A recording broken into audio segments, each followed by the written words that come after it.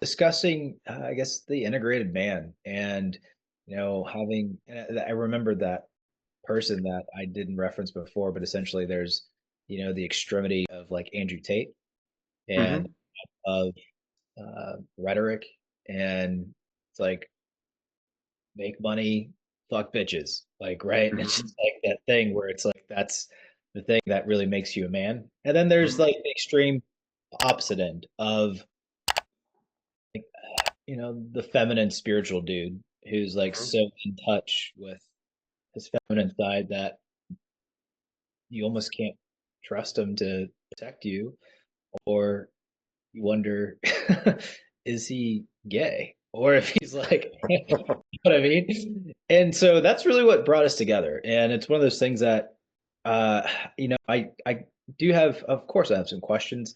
And so I think that would be,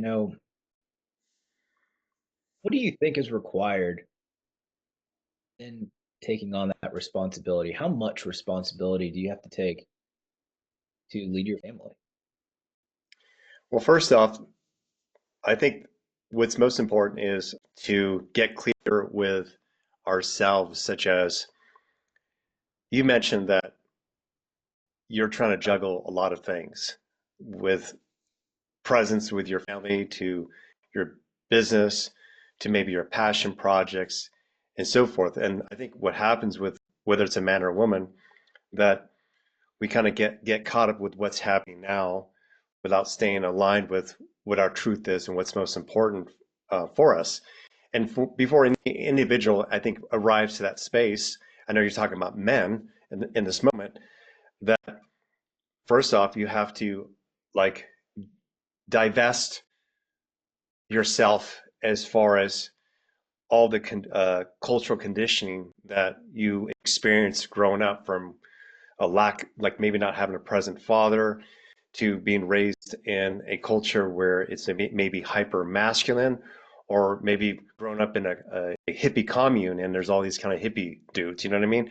So we have a habit of taking on what we witnessed. We take on what was modeled on a consistent basis.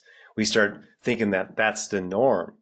And so it's important to first peel that back and figure out who the authentic you is.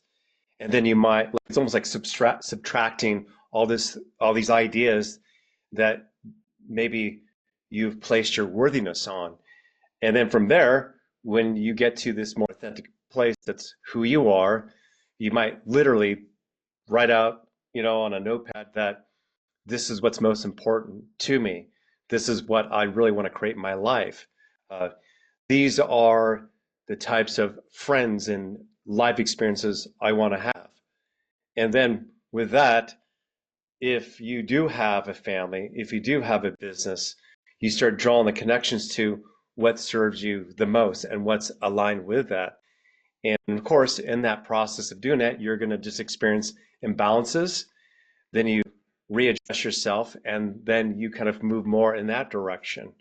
As an example, kids don't always, um, there's moments in life where they become independent, and all of a sudden they have a good month or a couple of months. Then there might be something that's happening in school with a bully or something. So they're going to require more of our time. But I don't think we're ever really in balance. I think it's more that all the best that we can do as men is do our morning rituals, center ourselves, look at our map that is a little bit loose and flexible, and from there approach each day and to our best ability. But of course, also what comes with that is working out, eating well, getting a good night's sleep, making sure our relationships are good. Make if we're in a relationship, hopefully there's still intimacy there, and that's it. Otherwise we can't control anything else. You talked about, like, from there, if you know yourself that well, then you are leading yourself first. And we have to learn how to arrive to that space. And when I mean lead ourselves, it would be this. Oh, I got to talk to my co-partner. Oh my God, she's such a bitch, or she's so difficult. Well, do you want to lead that conversation? Do you want to make things better for your child or not? So you're going to have to lean into that anyway. That's the leading yourself. Um, It's even waking up and not feeling like you're going to the gym that day. You don't feel like going to the gym that day. So, you have a feeling, but what's best for you? And I'm not talking about if you're like totally exhausted or sick, but we can feel all the time a certain thing, but what's more important, what we feel moment by moment, or what our true purpose is, what is our true map, and where we want to go. And even online, where you and I met on a group, and that was the most stressful experience I had as far as being part of a group or this experience, because I kept getting alerts. I kept getting women in the back end telling me that this guy was toxic or whatever else. And so logically, I try to separate it by like, I don't always have to go on Facebook. This is not really important. But in time, I realized, wait a minute, in this moment, uh, I'm being triggered by this. I'm hearing women tell me that they don't feel safe with this person. And so I felt myself, I was opening up myself up to this leaky energy. And so I was feeling it in my own home. And that's why I broke myself off from that, because it wasn't serving me. But logically, I was thinking, I can pull some clients. It's, I can maybe shift it. But in time, I'm like, okay, this is a virtual reality. This is an experience that maybe I mentally try to detach myself from. But how am I feeling? Why am I annoyed while I'm walking with my son? And so I led myself out of that group so I can get back to what's most important, because truly in my day-to-day life, in my physical reality, I actually have no drama. So why do I want to expose myself to this world that really, to me, is not even real onto itself? And these people that who are coming in contact with me, while I know that we all have divine appointments with everyone in every situation, that if I were not in this group, I wouldn't be in these messages with like this type of communication. To me, it's no differently than uh, while my heart goes out to those who are drug addicts, and I have deep compassion. I don't have the stomach or the desire to walk down to Skid Row and see people slamming drugs. Okay, and so I would not want to expose myself to that. And therefore, whenever whether it's virtually or in real life, is that I'm always trying to lead myself, no matter what, to the place that feels most expansive, uh, most open, most sustainable, most happy. That's a long answer. It's beautiful. You hit so many points there, leading ourselves, the models of the world that really kind of gave us this like energetic blueprint or set point and what we Mhm, attract in our lives, attachment styles, mhm, and essentially this modeling that we kind of were started the patterns that we were accustomed to mhm. and we're just playing that out. And then I think really that's a part of our becoming period. And I loved how you phrased that it's not a man or woman thing. I think it's a human condition thing to be able to really identify, what is who am I? Mhm, Write that story to say who we are and really feel try on some clothes, see what fits right, what doesn't fit mhm. right, what you like, what you don't like, and discover that. And when we stand for nothing, we fall for everything. Yes, that's a great quote, by the way. Yep. It's so true. And Mhm, high school, I remember hearing something of that nature. I'd fall for whatever. And I was so suggestible at that time. And I didn't realize I was really looking for who I was, who I am. And, I think the freedom in that is we can get lost in the complexity, but it's so mhm, great because we get to choose what that mhm, is. And what you were talking about, it's so profound on so many levels, and it's so simple all at the same time. Is where our focus goes, energy flows. mhm. I don't have stress around me because I'm following what is my highest expression. I'm following the things that delight me, and naturally that begins to expand in our observable universe or in our experience. I'm curious to know, like, part of that. I guess, it's funny is it's like there's almost no mistakes. Hmm. It's like perfectly designed and in our becoming process from the, suggestible teenage years into our Hmm. adult. It's almost like there's no mistakes. And I think that's really kind of trips us up is that there's this compartmentalization of what's right and wrong. Hmm. And they're just kind of, we get to kind of define what that is along the way. I'm curious to know in your early period and from, your teenage years, where your upbringing was, what was that experience like for you as you were defining, what was going to, uh, what was it that was going to be the things that you tried on that fit right? Well, I wrote in my book, All It Takes Is One, and no, I'm not plugging the book. I talk about this journey, and the most pivotal time of my life when I started looking at my identity was when I had fractured my leg in like 14 different places. It was a Mm. pretty bad break in football. And at the time, I was the star running back. So there was this idea I'm going to get chicks. I'm going to get, validation. I'm going to get all these things. And before the year even began, it was actually um, at practice where I broke it pretty badly. And so therefore I didn't play at all that year. And I was in crutches for quite a while. And so I noticed that people looked at me differently, like maybe wounded, maybe because I felt depressed, but it was where that I could no longer wear that hat. But it was also that realization that now if people were to like really like say like me a lot because I have a bunch of subscribers and that they are, well, shit, it's happened on Facebook where as I started to speak a little bit differently, I saw people drop off. I don't give a shit. I don't take it personally at all. If all suddenly 500 people said that, F you, because I said one thing that was true to me, I wouldn't actually care at all because I'd recognize they're very conditional. They're not people I would want in my circle. So when I was 14, however, that was very important to me. I didn't know better. And therefore, I didn't feel worthy anymore. But I never did feel worthy, even though I was scoring touchdowns. There you go. And so that led to, I remember a teacher named Miss Jenkins who did not like me, and I didn't like her either. And she came right next to me and she says, "You know what? You got to stop feeling sorry for yourself." And she was right. And I changed how I look physically, like literally, like I'm talking about.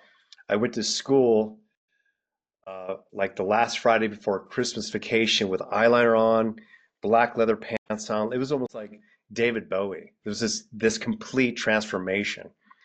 And I remember getting a lot of attention, and then that became my persona. Like moving forward for years, I've always been kind of a very flashy dresser, and that gave me that kind of positive reinforcement. I started a band and things like that. But all of that was to get the things that I thought was most important to me as a young man at that time. Pussy. Um, Good way Guys to, thinking I'm cool. Uh, my parents maybe finally saying, "I'm proud of you." Uh, I don't know what else. It was really basic.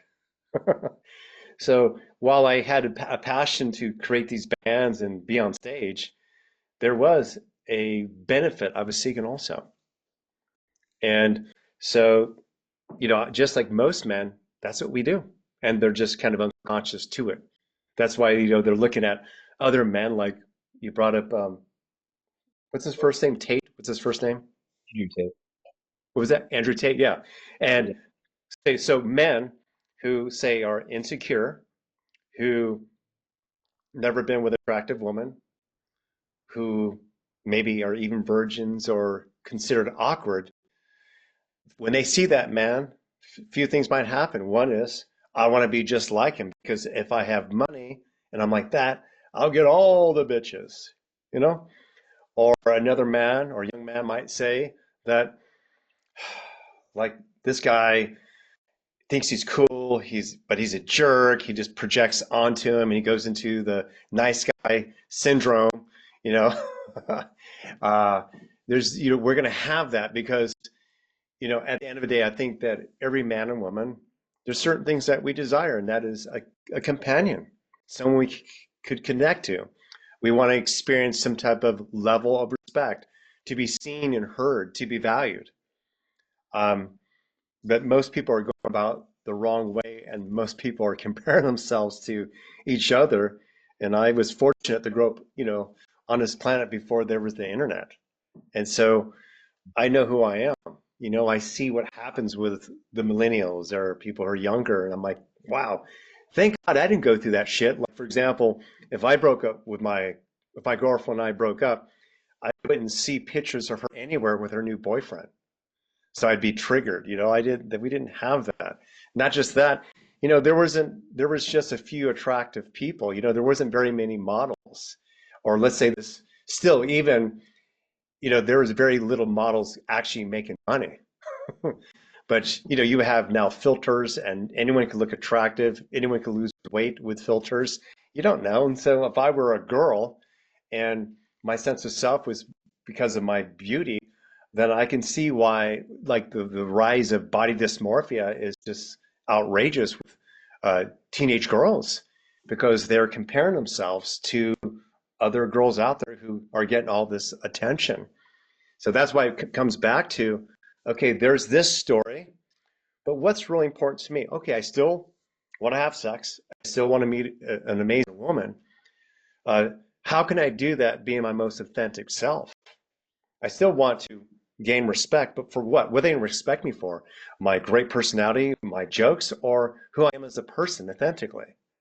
It's like you want to arrive to that authentic place and make sure that it's uh, your map, not your parents' outdated programs or your ancestors. So, I kind of I had an amazing father, but um, I had to let a lot of the things that my father taught me go. Like, I have kind of moved beyond that. And it's what I'm doing now, today. I still hear myself talk and I question where that came from. I'm like, oh my God, that's kind of dated. To, oh, there's this trigger I have in my body. Oh, I'll tell you this. So this happened about 10 years ago, 10, 12 years ago. And this is when it was becoming even more known that there's a lot more feminine guys. And I was with my girlfriend, Mina, and she would see me get triggered at restaurants everywhere until I made peace with it. That this is just, if anything, these young men need my guidance and support. I shouldn't be triggered by it. But what it was is that I was raised by that generation. My dad was two generations uh, apart from me, where, it wasn't as bad as, like, what was it, the movie, uh, Tom Cruise is in it, and so is Nicolas Cage, and not Nicolas Cage, but sorry, Nichols. Who's the actor's name? He played in one, Jack Nichols. Jack Yep. Nichols. Yeah. Yeah, and he calls out a code red, and this kid was weak, and he suffocated or he died. And he's up there on the stand, and he says, "You don't know what it's like to go out there, and be at war. This guy would have kept us behind. This guy would have, and there was truth in that. I remember seeing that movie with my father. And while Tom Cruise looked like the good guy, my father was indifferent about that because he had fought in over 400 battles under gunfire. He knows what it would take to survive. And so he would see these men as being weak and a deficit to the entire group.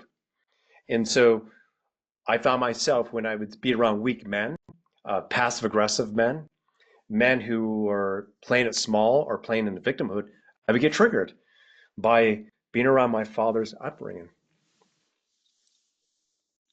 Yeah, that was really awesome. I think there's so many elements, we're really riffing on right now. And And it's so great to really understand how you became the Ray you are. But what's really cool is how you're still evolving that Ray Hmm. and taking inventory. And I think there's essentially this level of Kierkegaard has this quote that says, "You can only understand life backwards, but it has to be lived forwards."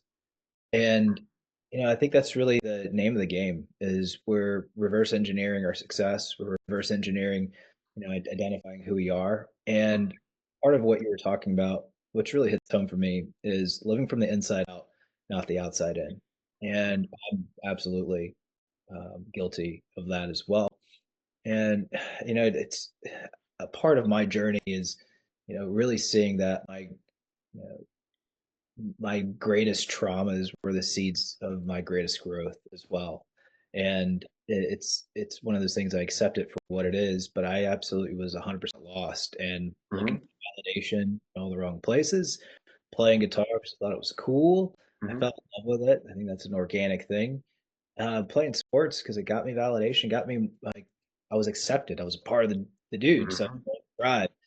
And I too also broke my leg in a car accident, and it changed everything for me because I was going to either play at App State the year they beat Michigan, 2006, and or play professional rugby, and it was a huge identity shift as like who am I? And I found my way through drugs and alcohol, Hmm. and it was exactly how it was supposed to be, and it worked until it worked until Yeah. it didn't. And I think there's this huge acceptance element and seeing that there's nothing wrong with trying what fits, but it's really the perspective that we're taking on. Are we living from the inside out or the outside in? And that's really where we get lost. And it's constant living in the gap and not the game. We're constantly, trying to get an outcome to make ourselves feel better within. And that keeps us fleeting from contentment. It keeps us fleeting from a sense of fulfillment or joy. And Yes. the thing that you were really riffing on that hit home for me is comparison is the thief of joy. And I think Hmm. that's a very challenging perspective to have as a young person in society, having all these social media platforms, having all these people trying to get validation and all the wrong things. And man, I mean, people are just, as you can hide behind a computer, Hmm. say whatever you want, and you can be whoever you want. And it's this persona you're projecting, and they are just ruthless out there, Yeah. Yeah. just Yeah. really ruthless in that territory. And I think you're absolutely right. It's hard to find your footing. It's hard to find your identity. It's hard to find your grounding when there's the complexity in that. There's so many outlets of territory, and it is the day and age of the internet. And that leads Hmm. to ideally a lot of technological advancement, but it has its consequences. Yeah. It absolutely has its consequences. I think Big time. Big time because of this as well. So first off, let's say Mark Zuckerberg, and this can sound judgmental, it's a generalization, but typically a guy like that may have challenges finding women, attracting women, or when I grew up, even making money. So, in other words, from what I experienced growing up, is that men had to either work a little bit harder, like maybe physically, and be consistent on the job, whether they're a construction worker or subcontractor. They had to go to college to become a lawyer, uh, or to become a dentist. And so now, the internet created the space where you can still be immature, a nerd, and somehow generate billions of dollars, which has given hope, false hope, to a lot of men out there who are still awkward. All right. Well, here's the thing also is that and I know that if any person hasn't come into themselves when they do get that type of money or recognition, they either go bankrupt because they don't know how to manage their money. They have people who take advantage of them because they don't really have self-worth still. They mismanage things or they do bad things with their money. And so I think everyone has to build on some type of character. You have to go through the dark night of the soul and do some type of inner work to figure out who you are. And so that is an interesting thing for me and men from my generation, because it seems as though we had to work a lot harder. We had to, like, for example, most of my male friends are pretty successful. Most of my male clients are do pretty well. And all of us went through some experience of, say, walking in the snow to get to school, growing up with an alcoholic parent and getting our asses kicked, but still coming into ourselves, to uh, feeling like failing at different businesses, putting everything into it and it didn't work out, things that were high risk. The list goes on. And yeah, and the men who typically would say attract the women or would attract the social currency, they were men who are actually, for most of the time, were pretty ambitious. They were hustling. Sure, there were some people who would be lucky, but you have a lot of people now who don't have really, I would say, much integrity or character, who are making a shitload of money or somehow are generating some false social currency by just their subpar material that's on TikTok or Instagram.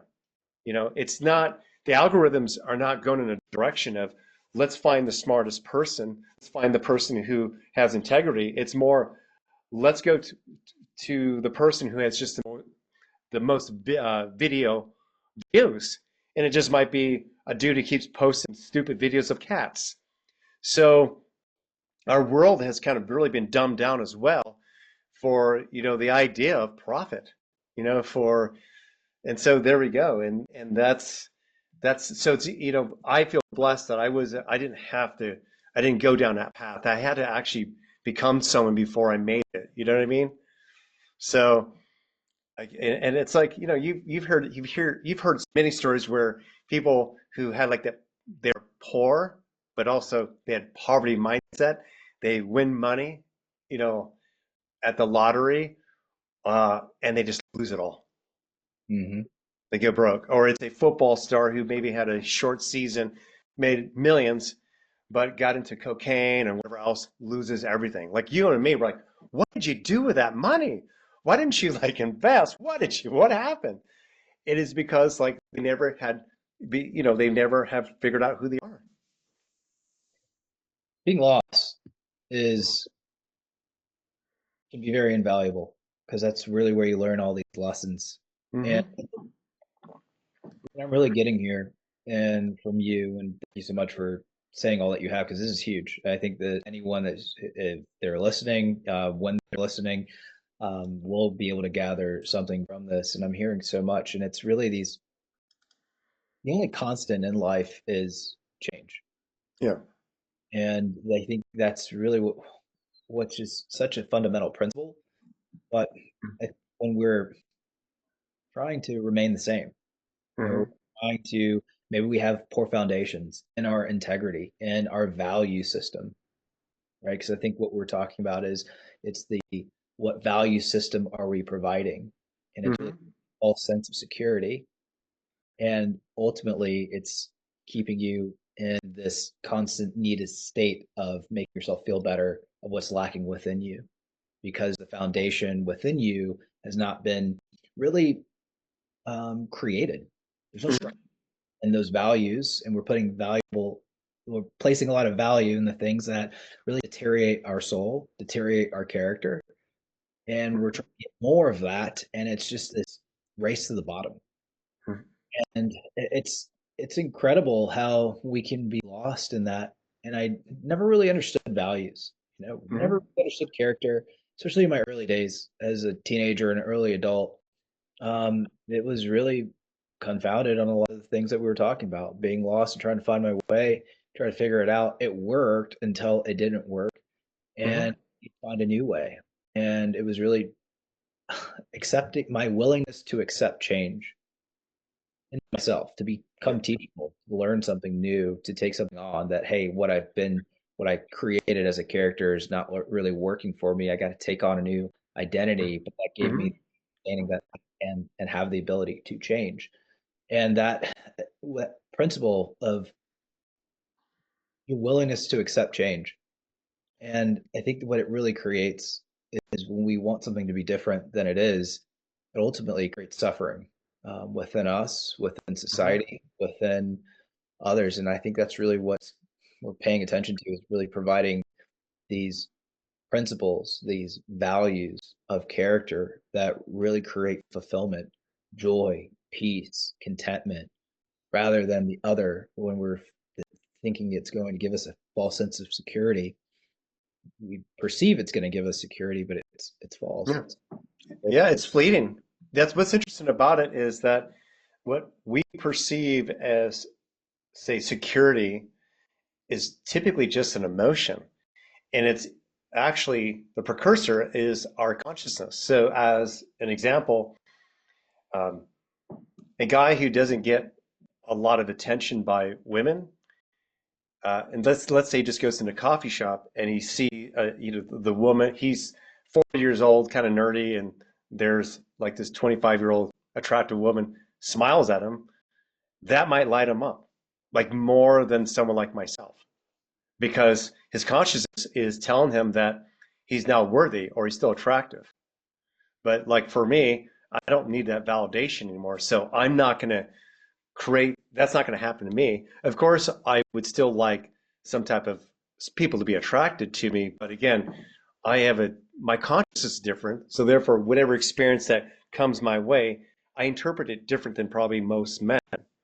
You know, like as an example, I was watching the movie Hall Pass with Owen Wilson. I forgot and so, these are men in their early 40s who are like horn doggers. And I was watching it with my girlfriend. And it was funny how there was different, they're like, God, it's pretty raunchy in many ways, but pretty funny. that And early 2000s humor, right? who was that? That early 2000s humor. Oh yeah, it's amazing. The Farley brothers, yes, really good stuff. And so I shared with her that like I never communicated that way with women. I wasn't that awkward, and nor was always talking about getting laid. I mean, they really objectify women. And there was a scene where they're playing poker, and he accidentally switched the monitors as far as, we have a little baby. You can hear if the baby wakes up.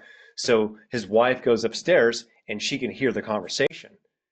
And they're talking about hooking up with a Hawaiian tropic woman. What would you pay for that? Every man's given a dollar amount, 5 grand and 6,500, and she's just like appalled, like this. And I shared with my girlfriend. I said, I go, there's guys who still think that way. And I grew up with men who were that way. I go, I didn't hear it like to this extreme. I said, but they're not even interested in the personality, uh, the energy or essence of the woman. They're not like it's almost as if that person can just be a doll, like it's like beyond objectification. You know what I mean? And for them, it might be exciting because there's no attractive women sleeping with them. So I have been fortunate enough to have that experience. So that's gone, but not just for that reason. Is when you fall in love, but more importantly, when you fall in love with yourself and develop self-respect, then who you make love to, who you open yourself up to, um, it changes. And therefore, it's no longer about this experience of how I can use your body for my own selfish needs. And so, uh, men, until they fall in love with themselves and fall in love with a woman, they don't know. And therefore, they might be in a relationship where that woman isn't aligned. They might be in a relationship where they're not authentic, which is a big thing in that movie. They just lie to each other. They don't even. Um, this morning, I shared with Nicole. I said, when I speak out loud with stuff like this, sometimes I'm actually moving through it myself to see where I'm at with it. And I said that, I like to get attention from women, as well, like some of these men were getting. I said, but like, I know it's an idea here. It doesn't last. It's an idea here. It doesn't last. Like I've been an attractive girlfriend, but the reason why she was maybe even more attractive at first was that first initial challenge. It was the first getting to know her and so forth.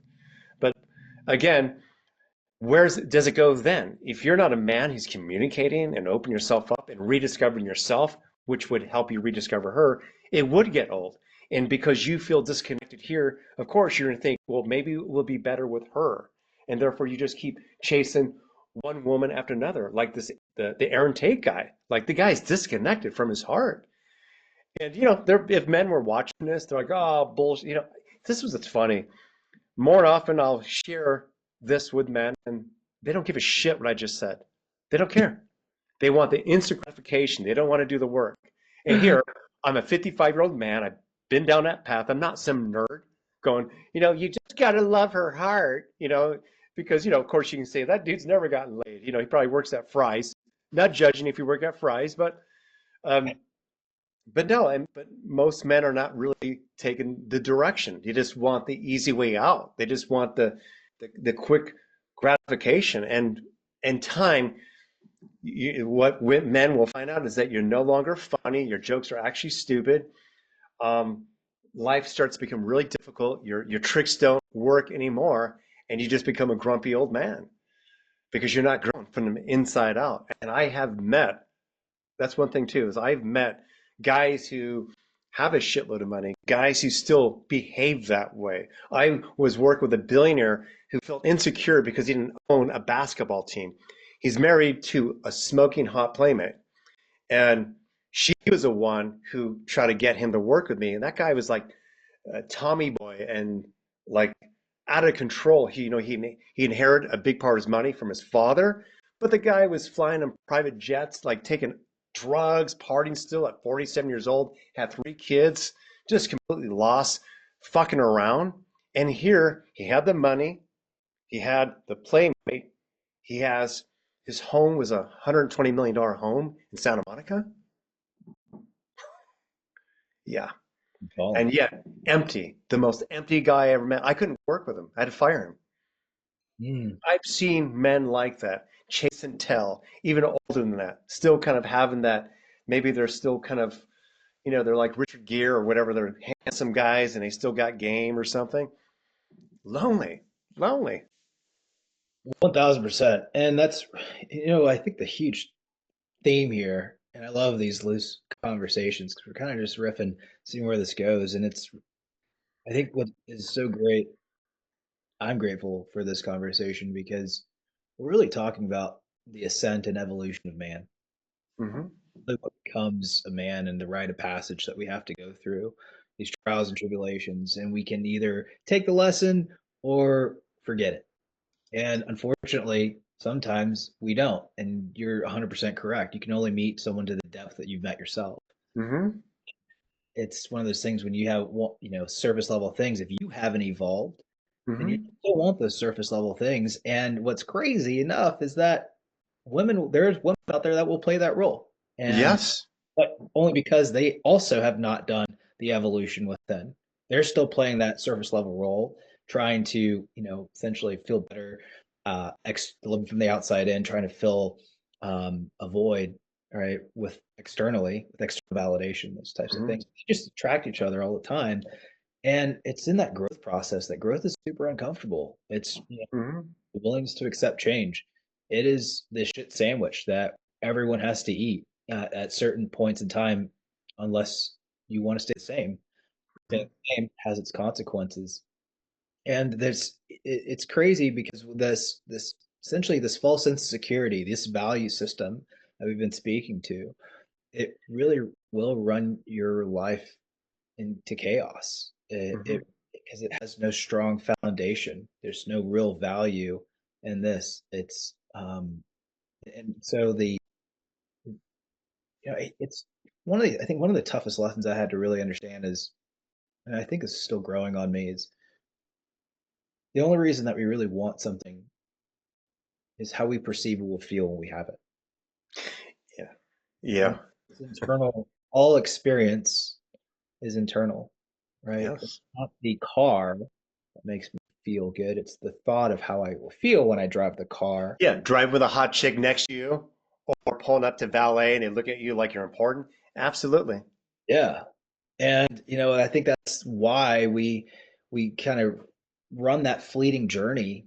Why I've also coached men, really, multimillionaires, emotionally bankrupt. Hmm. And it was just like, how does that work? And it's really it's really what we place our values in. Does Hmm. it have real substance? Universal law I teach my clients is that the essence provides the substance. That's a universal law. The essence provides the substance. That's why that self love, the depth that you've met yourself, Hmm. is the ability to be able to give and receive love to others. Hmm. And, it's nothing's wrong with them. And I think that if anyone could take away anything, is that over time we think there's something broken in us, there's something wrong with us. And Hmm. it's not. It's just really this it's a poor foundation. It's a poor process and how you've been trying to go about life to acquire fulfillment. Can tell me a little bit more about, what's that been like for you as you were, stepping into that ray, that most authentic self? What was that like to really, I guess, eat that shit sandwich? Well, first off, it doesn't taste like shit anymore for me, thank God. I would like to share, I'll answer that, or maybe it'll come from what I'm about to Yeah. respond to. That is, there's something you mentioned earlier on about how it's so important to be present with what's important to you, like such as your kids or your wife, and that to create that balance. And oftentimes, uh, people can get caught up in trying to make money or the outcome, and they don't really experience uh, the substance that you mentioned, the joy, the love from their creation. And in real time, this very now moment, I've been having these conversations over the last week because while I physically have seen my son more than probably most parents put together because I'm an entrepreneur, it's that I've attempted to create the best life possible. And what I mean by that is it's like, say, getting a home, help his mother move up here and get her situated so he's close to her, to being in private schools when he started going to school, and even help shape uh, some challenges he had, such as he had retained primitive reflexes. As an example, he would like walk right into me because he didn't have like spatial awareness. So he had to do like integration exercises. He had delayed speech because his mother didn't breastfeed him and other reasons. And so, by the way, Max didn't come into my life until he was already 5.5 months old. He was already, I wasn't there during her pregnancy. I didn't know it was my baby. She text messaged me and said, "You have a son." Wow. And I don't need to go down that path of what was going on with her. So I took a lot of, say the challenges in which he was going through, and I could easily be pissed off and go, I am fixing things because of what you had done or whatever else. I could blame her, but it's been nonstop guiding him. Now he's like this precocious, amazing child with good coordination and all of that. But if you were to ask me, like how much quality time where I was just in my heart and in love, I was probably, my nervous system was overstimulated.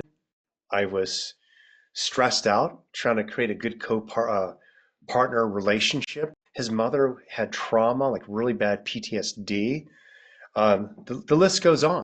And yeah, I recognize that. And now I'm looking at this. He's in the house right now. It's a snow day, and I told you that I'm looking at snow right now. It's beautiful, and I want to play now.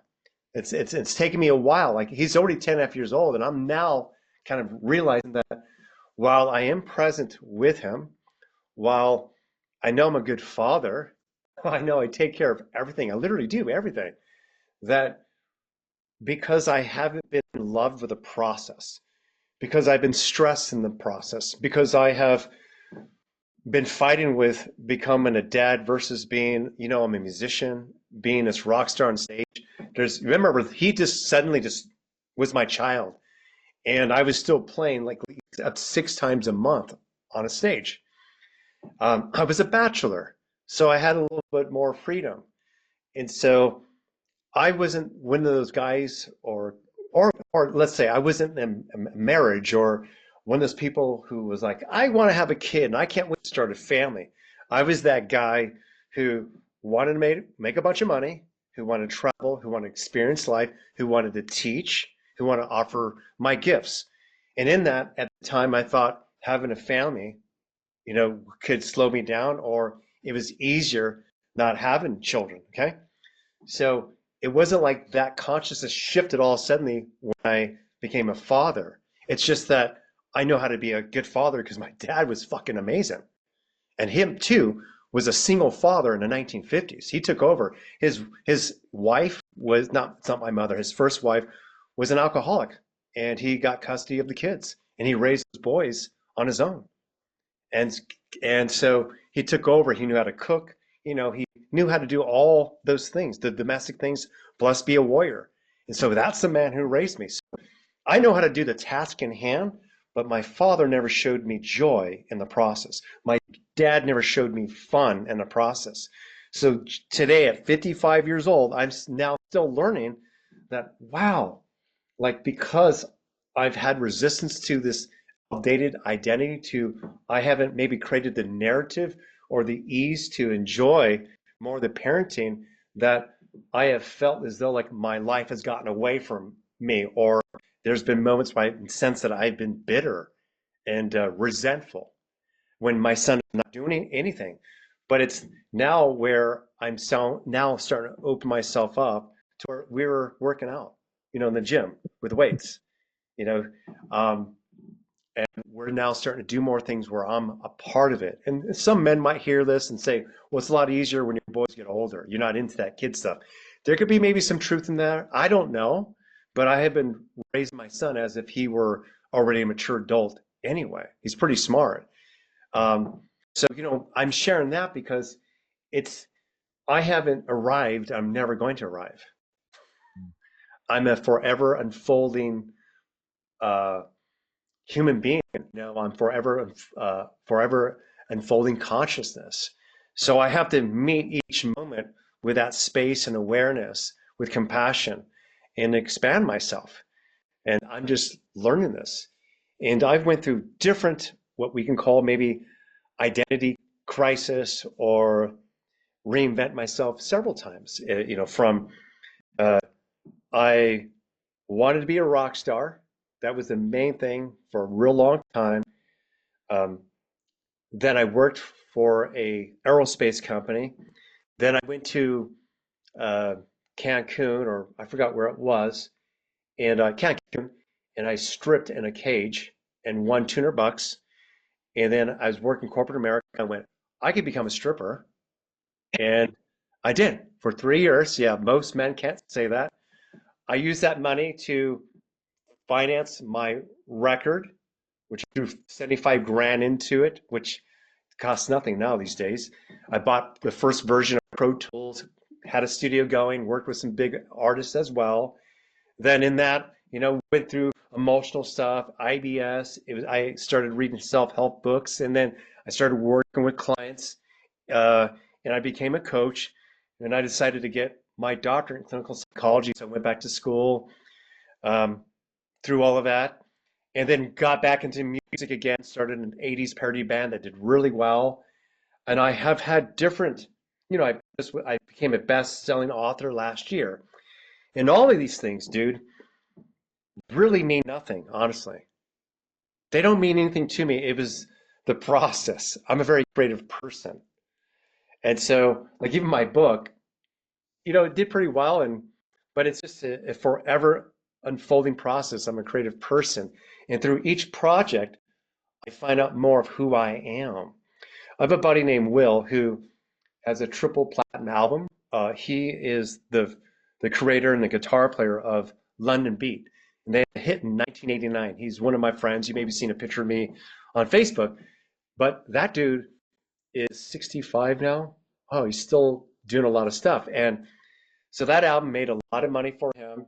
He has a program called Focus at Will. I wonder if he'll see this video, and where he creates music that helps you focus, because he wanted to still create music.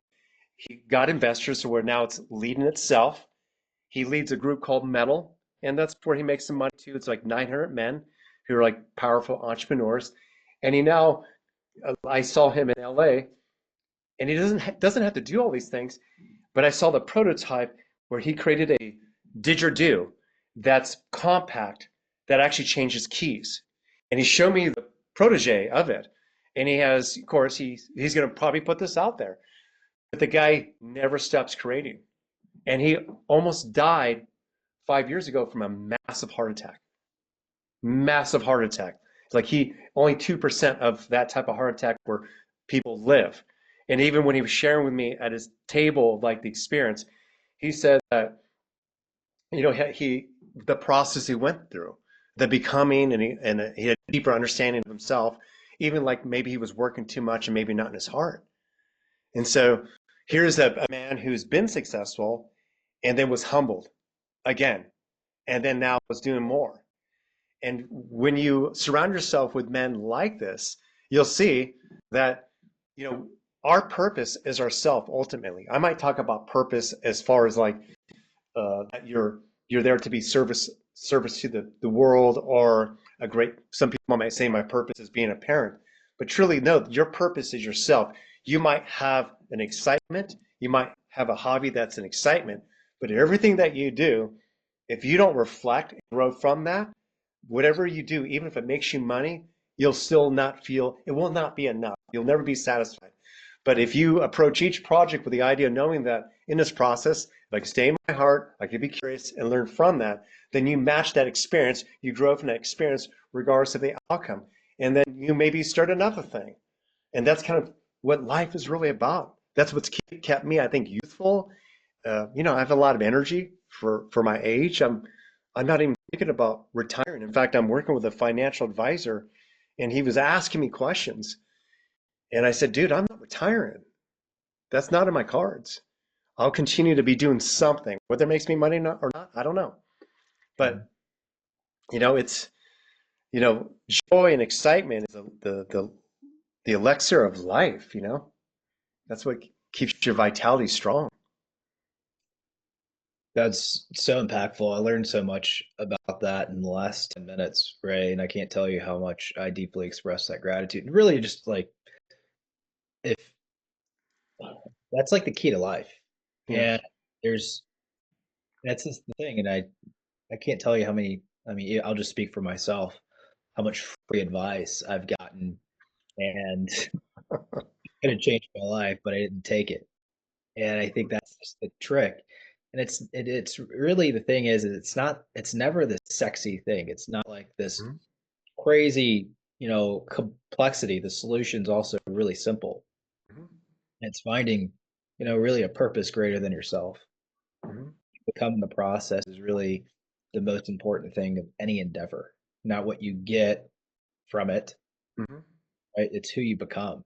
And that experience is, I think Jim Rohn said that. He said everyone should set out to be a millionaire, not for the riches, not for the houses, but for who you will become. And Mhm. that really resonated with me. And it's just really fall in love with the process of becoming. If you can get that done, then I mean, do you really ever have a bad day in your life? Right. And I think the idea of finding that purpose, reverse engineering it, putting your priorities that you find massively important and plugging them into your schedule, right? A lot of people that if I've ever met a couple that had issues, it's like, great, you're investing here in your business. See that you got personal trainers, you're fit, awesome. You know, is your marriage important to you? Yeah. Well, where is it on your calendar? Yeah. Where are you investing in your relationship? Mhm.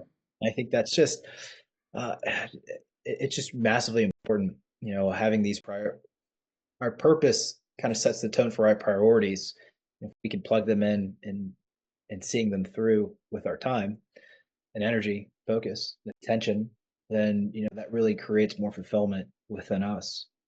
So, I mean, it was fucking awesome, man. Thank you so much Thank for sharing all that. It was really, thank you. I got a lot out of it. So, Cool. It's fun for me. Cool. Yeah, I mean, honestly, I think I mean, we got a lot of, you got so much stuff. And dude, you said so much things about like, I mean, really what we're talking about is becoming a man, the rite of passage. It's okay to change. It's okay to shift. What we once thought was something was a false sense of security. Yeah.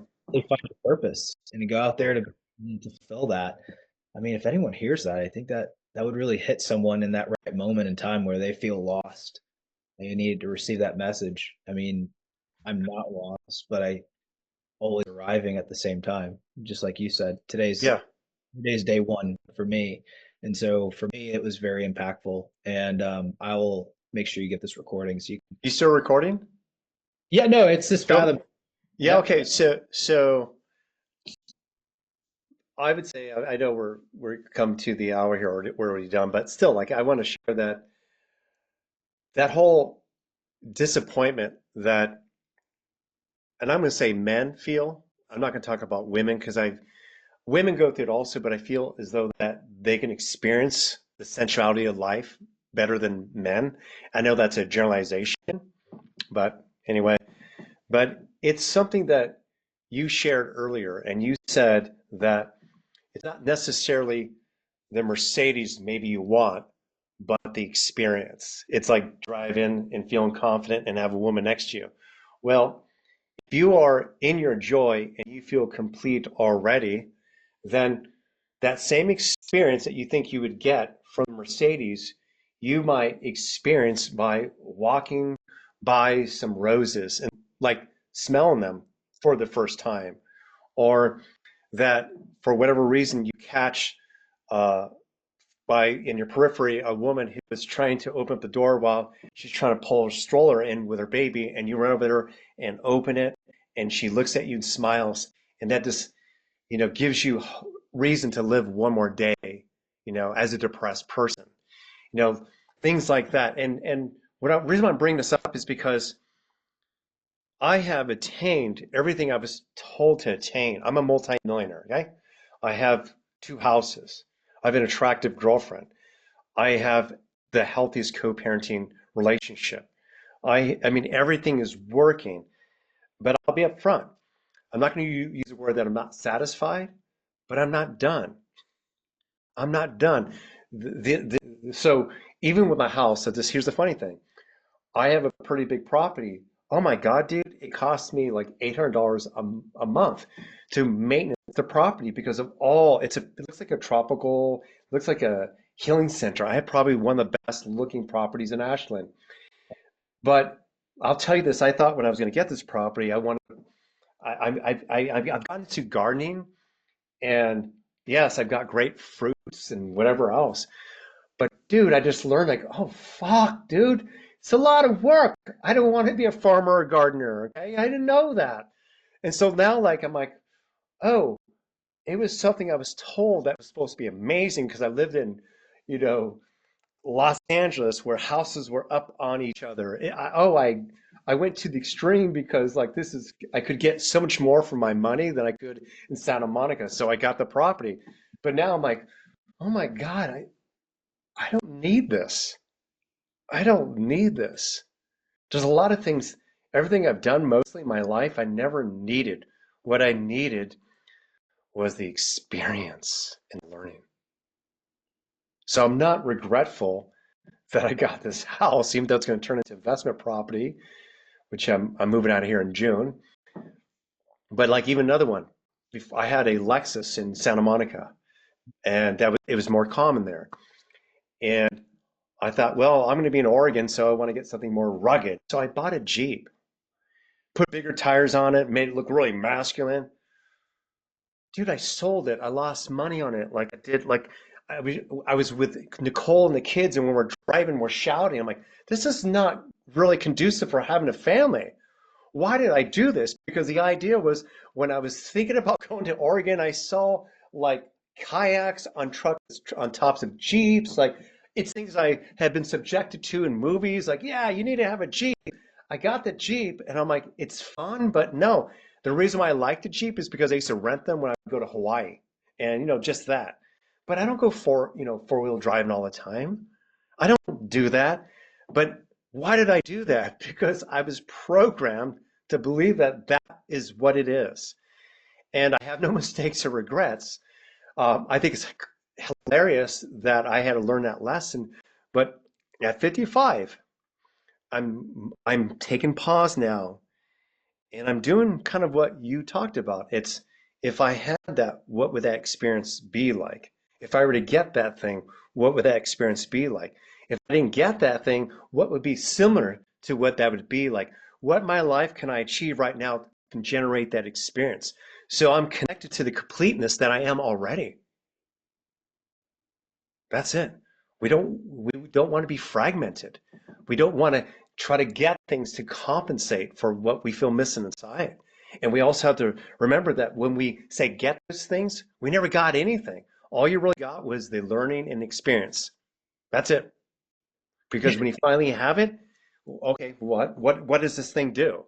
You know, like every new car, that smell eventually fades. Mm. You know what they say about bees that used to bees don't produce honey. Yeah. Used to bees don't produce honey. So I really think I'm looking up to you, man. Creating, still making something of yourself, rediscovering yourself on a daily basis. I think Yeah. that's really the name of the game. And living this 3D Earth School life is, we really get to become authors of our story. We get to have this creative experience.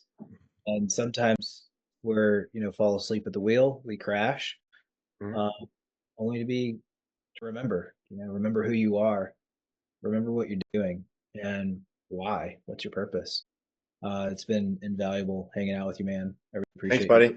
Next time, let's talk. I'd love to share, if we can, maybe a little bit about Max, because if I can help other men out there, like really raise a healthy, confident boy, I want to share everything my dad taught me that I have passed on to my son.